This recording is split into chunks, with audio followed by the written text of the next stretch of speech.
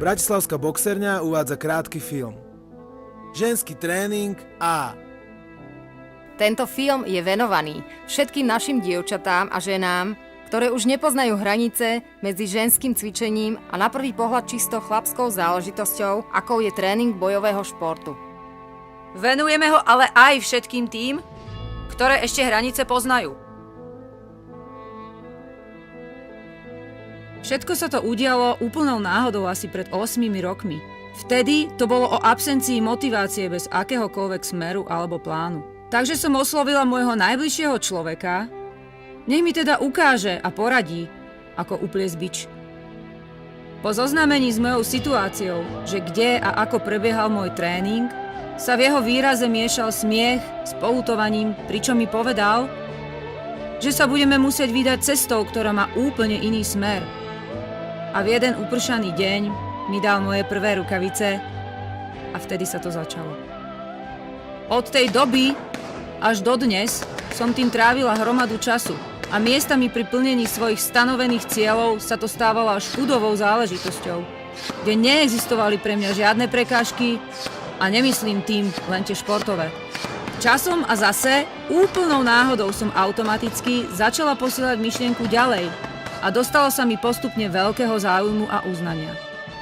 A ten človek, čo mi dal tie prvé rukavice, ten povedal, že za nespočet žien, ktoré mojimi tréningami prešli a ich kvalitou bez ohľadu na to, čo si kto myslí alebo robí, si zaslúžim patent.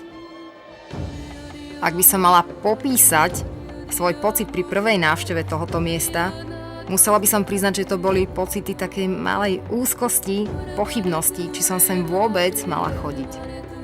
Pocit nedôvery v to, čo mi hovorila moja kamarátka, že neboj, nepochybuj, budeš prekvapená. Tam je to čisto v každom smere ženská záležitosť.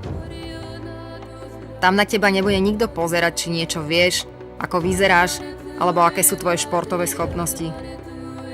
Hovorila o výkonnostných skupinách, o viac ako ľudskej trenérke, ktorá môže občas pôsobiť prísne, ktorá ale viac ako ostatní ocení, keď sa niekto snaží. Povedala som si, prečo nie? Skúsila som už rôzne cvičenia, no od mojej spokojnosti to malo ďaleko. Pamätám sa na svoj prvý tréning, kedy som si poplietla časy a prišla som medzi tie najpokročilejšie vo veci. Prvé, čo ma fascinovalo, tak to bol priestor, z ktorého vyžarovala pozitívna energia a tréningový duch. Nálada pred cvičením medzi dievčatami sa dala prirovnať k naozaj veselej a kamarádskej. Bolo vidieť, že tieto dievčatá a ženy tvoria kolektív. Z nového prostredia plného energetických vnemov ma vytrhla spomínaná trenérka, ktorá na mňa pôsobila, že určite vie, čo a ako.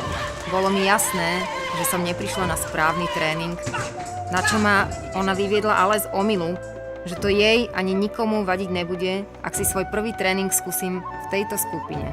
Fakty o návale potréningovej pozitívnej energie a vyplavovaní endorfínov mi boli známe, ale po tomto cvičení mi boli skutočne vlastné.